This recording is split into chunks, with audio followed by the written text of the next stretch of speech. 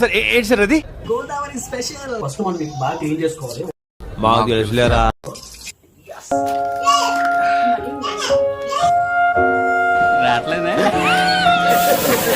తాటిపండు అయితే ఫుల్గా వలచడం జరిగింది.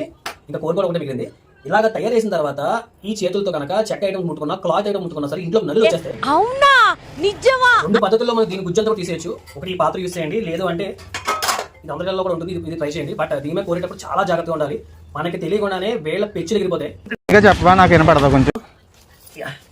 చూసా కదా, స్మెల్ చూస్తే అదిరిపోయిందండి.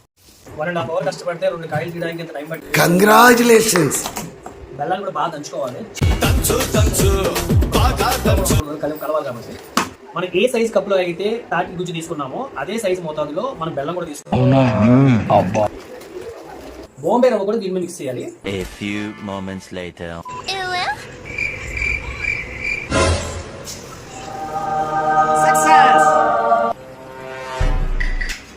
ముందుగా దేవుడికి అలాగే పెద్దవాళ్ళకి పెట్టడం మన సాంప్రదాయం కాబట్టి ఫస్ట్ అయితే దేవుడికి పెడుతున్నా.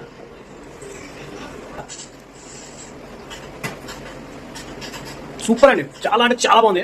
సో ట్రై చేయండి మీరు కూడా. Thank you.